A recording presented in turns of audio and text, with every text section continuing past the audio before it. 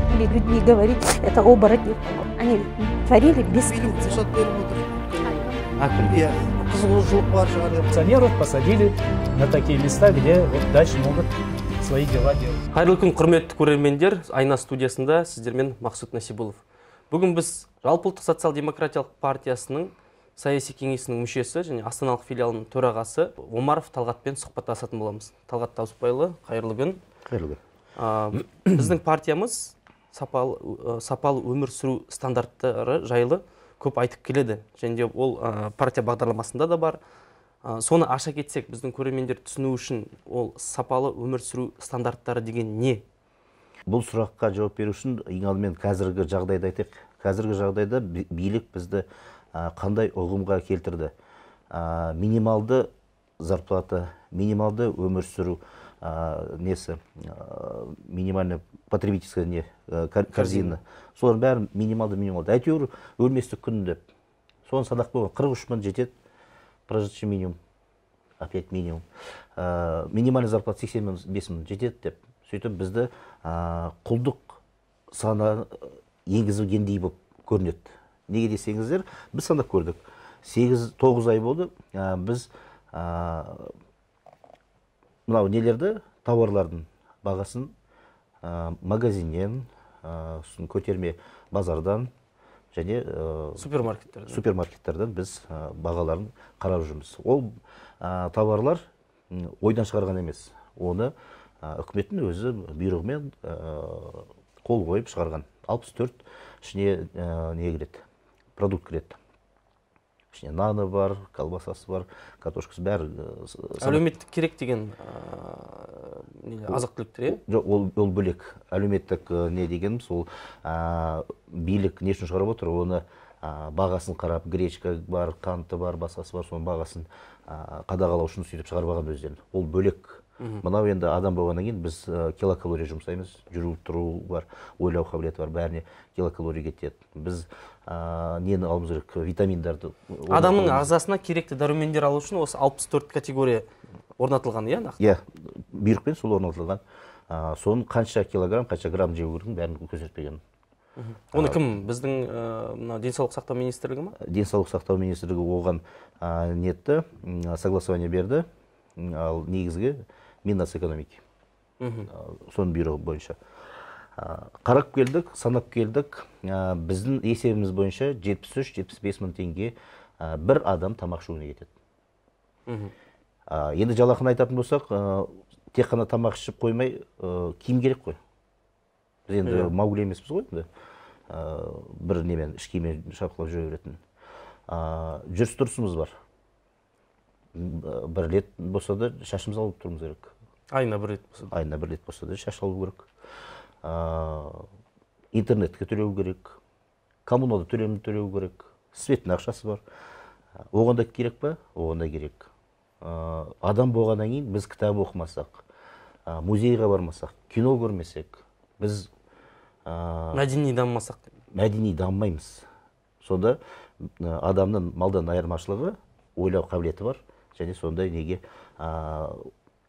егер біз соған қарасты ақша жұмсамасақ, біз ендеше малмен теңге беруге болады. Ол дұрыс емес. Сондықтан біз осы расходты да кіргізіп отырмыз. Оның үстіне біз мысалы үшін емделуіміз керек. Шетелге барып көруіміз керек. Елді, жерді көруіміз керек. Оған да ақша қалдырып отырмыз. Осының бәрін санап келген кезде бізде 253 мың теңге ол бір адам басына керек. Ол ең төменгі жалақы. Жалақыға одан бөлек не кіргізіп отырмыз біз? Демография саны, халық саны өсу үшін оның жалақысына тағы да бір баланы тәрбиелеуге сонша ақша керек. Одан көп болмаса, одан кем ақша керек. Яғни үлкен адамның жұмсайтын қаражаты мен баланың қаражаты бірдей болып тұр ғой. Соны екеуін қосқанда 500 мыңнан асады. Енді ол ертең үй алмайды ма, жаңартпайды ма, ол көлік алмайды ма, немесе той, немесе басқа да шаруаға ақша қалдырмайды ма. Соны 27 мыңға қадап отырмыз. Сонымен осы үшеуін санаған кезде бізде 533 мың теңге шығып отыр. 533 мың теңге ол ең төменгі жалақы ма, әлде ең төменгі өмір? Бұл база. База. Бұл база. Төменгі емес, орта емес, орташа, иә? Орташасы, иә. Бұл енді біз айтып отырмыз ғой, шетелге асуға, басқасына баруға біз 40 мың қалдырып отырмыз, 41 мың теңге. Киім киюге 47 мың теңге. Жаңағы салон красоты бар, коммуналкасы бар, басқасын төлеуге 50 мың теңге. Тамақ ішуіне 75 мың. Осының бәрін қосып келіп, музейға барады, паркқа барады деген. Соның бәрін біз қосып келгенде 533 мың теңге шығып отырмыз. Оны кім санады? Біздің партия бүкіл республика бойынша бағаларды көріп, негіз бар айтуға. Өйткені біз ай сайын қарап отырмыз. Қандай баға нанға, сүтке, тұзға, басқасына. Динамикасын көріп отырсыз ғой, қаншаға қымбаттап жатқан, қанша пайызға? Мысалы үшін ноябрь айында 9%-ға көтерілді. Енді біз орташа бағаны шығарып отырмыз республика бойынша. Соның нақты қандай продукты қанша кететінін біле отыра 75 мың қойып отқан себебіміз осы. Қазір енді осы жалақыны алатын болса адам, сол кезде сапалы өмір сүру жайлы айтуға болады. Оны алмаса, не ол кітап оқымайды, не бала тәрбиелеуге жетпейді, не басқасына жетпейді, не киім киюге жетпейді. Сондықтан біздің халық қазір қалай өмір сүріп жатыр? Кредитқа. Кредит алады, қарыз алады, келешекте әйтеуір жақсы болып қалар дейді, кредитке береді. Осылай өмір сүріп жатыр. Сондықтан ол бұл болмаса да ертең әйтеуір көтерілу керек. Осыны билікке дейін жеткізуіміз керек. Нағыз осындай баға төленсе, сол кезде ғана бізде қоғам, экономика бәрі өседі. Сол кезде ғана бәрі дұрыс болады. Талғат Табысбайұлы, сіз айтып жатсыз, өмір сүру сапасының стандарттарында орташа доход дейді ғой? Кірісі адамның, бір жеке адамның 533 мың теңге болу керек. Қазіргі таңда біздің елімізде нақты сондай термин бар ма, өмір сүру сапасының стандарттары деп? Өйткені біз біліп отырмыз оны. ЖСТП партиясы өзінің бағдарламасында енгізіп кетті, және сіздер қазір оны ары қарай дамытып, халыққа түсіндіріп, зерттеу жұмыстарын жасап, осындай санды әкеп отырсыз. Келесі айда ол басқаша болуы мүмкін, келесі жыл басқаша болуы. Бірақ біздің елімізде ондай бар ма жаңағы? Орта есеппен ондай жоқ. Бар болғаны жаңағы ең төменгі жалақы, прожиточный минимум деген сияқты сондай показательдер бар. Оларды заңға енгізіп қойған. Республикалық бюджет заңына енгізіп, цифрларды үкімет санап әкеледі, парламент оны бекітеді. Енді жаңағы 64 категория деп айттыңыз, иә? Ішіне тек қана азық-түліктер кіреді. Азық-түлік қана кіреді, иә. Сіздің ойыңызша ол дұрыс па, және 64 категория дұрыс таңдалған ба? Енді ол орташа адам жұмыс істемейтін адамға арналған. Егер ол ауыр жұмыстарды істейтін болса, шахты ма, басқа ма, сомасы өседі. Көрдіңіздер ме? Бала болса, кішкентай нәресте болса, ол сума бөлек, 18 жастағы баланыкі бөлек, бәрі саналған. Біз енді орташа адамды, жұмыс істемейтін адамды алып отырмыз. Соның өзіне 533 мыңға шығып отырмыз. Қазіргі таңда Қазақстанда орта жалақы 300-ден 350 мыңға теңеледі, иә? Енді әр өңірде әрқалай, біріншіден, екіншіден ол жерге кімдерді шағын бизнесі кіргізбейді. Олар кіргізетіндер жалақыны орташа және ірі бизнестің көрсеткіші. Ірі бизнестердің ішіне банк та кіреді, үлкен нелерде кіріп кететін компаниялар, национальный компаниялар, ұлттық компаниялар. Сондықтан солардың бағасын біріктіріп орташа не шығарыңыз? Иә, сонда 300 мың. Біреу 5 миллион алады, біреу 100 мың алады. Ортасы әрине... Ортасы сол 350 мың болады. 350 мыңға. Ал бізде, мысалы үшін, орта кіші бизнесте жүргендер, далада сатып тұрғандар, еден жүріп жүргендер, солардың бәрін санап келсек, одан да төмен болады. 120 мың аралығында болып қалар. Мен бұл жерде сізбен келісем, өйткені біз енді сізбен бірге ауыл ел жері аралап жүрміз. Сол кезде де күзетшінің жалақысы 60 мың деңгейінде өз сенбегенмен. Бұл жерде енді мына өмір сүру сапасы стандарттарын енгізу үшін қандай жұмыстар жасап жатыр партия? Және де оны сіз қалай дәлелдейсіз? Өйткені қаржы министрлігі, ұлттық экономика министрлігі, денсаулық министрлігі бар. Олардың өзінің зерттейтін мамандары бар, олардың құқығы бар. Олар жаңағы приказ шығара алады, иә. Олардың шығарғаны заң. Яғни заңға тең келеді, солай болады. Біздің партиямыздың о жаққа дейін жеткізе ала ма? Қазір біз партиямыз 533 мың адамның, қарапайым адамның өмір сүруіне осындай қаражат керек десе, олар тағы да айтуы мүмкін ғой, бюджетке ол қиын тиеді. Біз онда төменгі жалақыны одан сайын бір 200-300 мыңға дейін көтеру керекпіз деп. Сондай бір нюанстар болмай ма? Нюанстар өздері шешсін. Неге десеңіздер, олар сол үшін жалақы алып отыр. Енді біздің зерттеуіміз бойынша, біздің есебіміз бойынша, біздің көзқарасымыз бойынша бұл жерде былай. Мысалы үшін сапалы өмір сүру үшін не керек? Адам демалып тұру керек, тамақ ішу керек, киім киіну керек, кітап оқу керек, шетелге бару керек, өзіне қарау керек, бала тәрбиелеу керек. Осының барлығын енгізуіміз керек. Бұл біздің көзқарасымыз. Енді, мысалы үшін шетелдің инвестор келді дейік. Ол қандай жалақы төлеу керек? Ол келеді, енді жергілікті адамдардың сұрайды, жалақыны қанша төлеуім керек? Қалай ойлайсыздар деп. Біз айтамыз, енді ең төменгі жалақы бізде 85 мың деп. Енді ол өз оймен ойлайды, енді үш есе еселеп тұрып төлейін мен оларға, енді жұмыс істеп жүр ғой деп. Жақсы жалақы деп, иә? Ол 250 мыңға барады.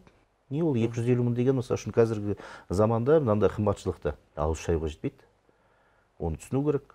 Сондықтан бізге деген көзқарас шетелдіктердің неге сондай? Неге біз жалақыны аз аламыз?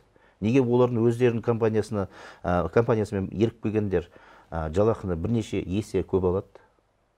Осы тұрғыдан бар мәселе шығып тұр. Біз ең төменгі деп өлместік күнін болды. Соған жететін ақшаны беріп отырсақ болды деп есептеп келдік. Бізге көзқарас басқаша болу керек. Қоғамның көзқарасы бөлек болу керек. Біз мысалы үшін социологический исследование дейді ғой, соны жүргіздік. Халықпен сөйлесіп, қанша жалақы қалайсыз деп. Көбісі 500 мың десен сенбейді. Ондай жалақы алуға болады ма екен деп. Ол қалай болып кетеді? Мен космосқа ұшып кетпеймін ба деген сияқты сондай сұрақтар қоя бастайды. Халқымызды дайындауымыз керек, санасын өзгертуіміз керек. Халықтың. Кейіннен халық биліктен талап етеді. Неге талап етпеу керек? Талап етуіміз керек. Ана боксер сияқты сөйлеп кеттік қой біз. Енді талғат тауыспай ал бюджет мысалы үшін бюджетқа қиын болады, оны айтатын менен артық біліп тұрсыз ғой. Ол түк қиындық болмайды. Өзімде бизнесте жүрмін, мысалы үшін халқым бай болса, мен товарым жақсы өтеді. Қарызға алмайды олар менен. Әр дүкенге барып қараңызшы, әрқайсында мынандай қалың кітабы бар. Қанша қарыз халық, сен қарыз десең 5-6 миллион, 7-10 миллион дейді. Енді ол оборотта жоқ ақша. Бірақ товар кетіп жатыр. Товар тұтылып жатыр. Бірақ оборотта ондай ақша жоқ. Біз енді социал-демократпыз ғой. Біздің бағдарламамызда солай жазылған. Халықтың қамын ойлау, халықтың жағдайын ойлау. Ең біріншісі. Біздің конституциямыз да солай. Ең бірінші кім? Ол адам. Адамның өмірі, оның денсаулығы. Егер біз барлығын кім үшін, не үшін өмір сүреміз? Не үшін біз мемлекет құрып отырмыз? Егер біз адамды қадірлемесек, егер біз адамға малға қарағандай қарайтын болсақ, тіпті түрмеде отырғандарға көп төленеді. Жаңа енді керемет жылқыларды айтпайды. Өзіміз бизнес проект жасаймыз, өзіміз мал асыраймыз. Сол кезде мал асырауға маған осынша шөп керек, осынша свет кетеді деп бәрін есептеймін. Осынша су кетеді, осынша жем кетеді деп бәрін есептеймін. Оның бағатын бақташыға осындай төлеймін деп. Бүкіл жағдайын есептеймін екен малға келген кезде. Ал адамға келген кезде осындай жетеді деп санай саламыз. И то біздің санағанымыз бен үкіметтің санағаны екеуі әртүрлі болып шығып тұр. Олар 43 мыңға шығарса, біздікі 75 мың болып тұр. Бұл жерде де оларға сұрақ көп біздің билікке. Бұлай істеуге болмайды. Біздің кәсіпкерлер салықты төлеп жатыр. Шағын, орташа кәсіпкерлер. Ал крупный бизнесте ол жерде төлеу жағынан алып қашу мәселелері бар ғой. Біраз сұрақтарымыз бар оларға. Оны қазір запрос жасадық біз енді. Депутаттық емес, өзіміздің хат ретінде запрос жасадық, жауабын алып, кейін тағы да халыққа айта жатармыз. Кім қаншама бюджетке ақша төлеп жатыр деген сияқты. Яғни мен сізді түсінуім бойынша мемлекет тарапынан халықты ойлау, мына төменгі жалақыны көтеру және де бір адамның, қарапайым адамның жалақысын, кірісін 533 мыңға теңестірсе, жаңа шағын орта бизнестің жағдайы көтеріледі, экономика дами түседі деп отырсыз. Әрине, иә. Бізде қазір бюджеттің несі кірісі қанша? 20 триллион аралығында. Бірақ та көп заявкалар, мысалы үшін 20 триллион болатын себебі, өйткені әр ауыл бар, қала бар, облыс барлығы заявка береді. Мен облысыма осынша ақша жұмсайын деген. Жол салу, су өткізу, жолым бар, анасын бар, мынасын бар, бәрін санаған кезде біздікілер үкімет тек қана 20 триллион ақшасында нені қамтамасыз етіп отыр. Ал негізгі заявкалар, талаптарын барлығын зерттесең 60 триллионның шамасында. Сол үшін ғой, көптеген ауылдарда жол салынбай жатыр, сұрап жатыр, және де біз мына жаңалықтан көреміз ғой. 2025 жылы саламыз, 26 саламыз, ол алдын ала болжап айту, ұзартыла беруге. Мәселе көптеген мәселелер шешілмей жатыр деп айтуға. Оның барлығы бюджетқа тіреледі. Енді бюджетті алып қарайтын болсақ, мысалы үшін біз кәсіпкеріміз, біз қайда ақшаны төлейміз? Біз пенсионныға 10% төлейміз. Біз социальный әлеуметтік фондқа төлейміз. Біз медицинский мәміске оған бір төлейміз. Сосын тағы да қай жерге төлейміз? Бюджетке төлейміз. Соның ең сорлысы бюджет, ең аз алатыны. Қалған фондтарға бөліп тастаймыз. Ол фондтарды кім тексеріп жатыр? Оны халық өзі қадағалай алады ма? Көрдіңіздер ме, қаншама бізде сұрақтар туындап тұрында. Сосын жарайды, ол біз шағын бизнес, ал енді ірі бизнестер олар еще нацфондқа ақша сонда тікелей жібереді. Иә, тікелей жібереді. Сонда біздің ақшамыз ыдырап бірнеше фондқа бөлініп кетеді. Ұлттық фонд бір бөлек, бюджет екі, жаңағы пенсионный фонд бір бөлек, үшеу, социальный фонд төртеу, ОСМС бесеу. Тағы да бізді қинап тұрып, неге страховой компанияларға төлеткізіреді. Сергегің бар, штраф төлейтін. Сергегің бар. Ол да бір жеке меншік. Бір бөлек, утилизборын бар, оған бір төлейсің. Сонда бүкіл халықтың ақшасы әртүрлі қалталарға кетіп қалады. Кетіп, қайтып келмейді. Феодалды стройдан біздің не айырмашылығымыз бар? Дамыған мемлекеттерде бюджетке түсу керекті, мемлекет өзі бөлу керек. А бізде феодалда, мемлекеттерде қалай? Мемлекет бір бөлек, тағы да қанша қалталар бар, соларға кете береді. Біз құл болып, солардың бәріне әр қалтаны толтырып отырмыз. Мен сөйтіп көремін қазіргі нені, болып жатқан жағдайды. Социал-демократиялық партиясының бағдарламасынан екі сөзбен қарапайым халыққа түсіндіре аласыз ба? Осы тақырып бойынша социал-демократтар нені қозғап жатыр және де қай мәселені алға қойып жатыр осы бойынша? Социал-демократтардың көздегені халықтың жағдайы жақсару. Бір, екіншіден ақша, халық ақша төлеп жатыр ғой, оны заңмен келтірген. Осыған төлейсің, утилизборға төлейсің, неге пенсионныға төлейсің, басқасына төлейсің деп. Соның барлығын керек жоқ фондтарын бәрін қысқартуымыз керек, бәрін бюджетке құюымыз керек. Өйткені мен, мысалы үшін, қазір зейнетке шығуыма тағы 20 жыл бар, 20 жылда жинаған терген ақшам, ол кезде ол тиын болып қалады. Яғни ол тиімсіз. Инфляция жеп қояды. Инфляция жеп қояды. Одан да қазіргі менің ақшам халқыма еңбек етсін. Оборотқа кетсін, иә? Ол қаншама нелер паразит болып жабысады.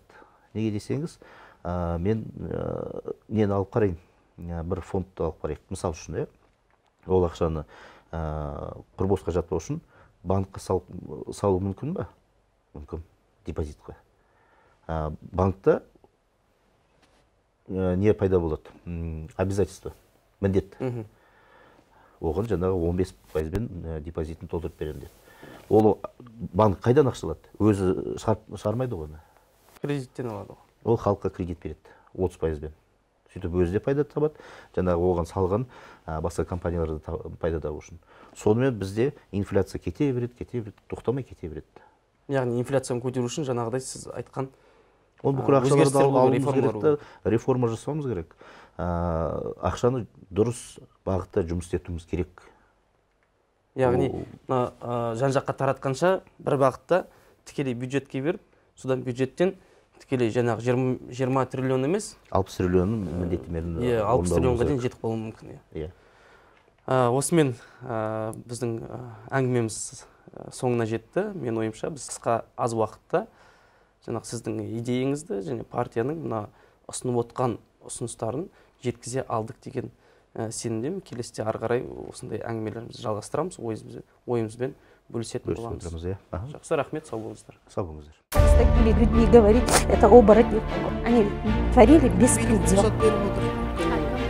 Иә, қызығушылық бар шығар. Коррупционеров посадили на такие места, где вот дальше могут свои дела делать.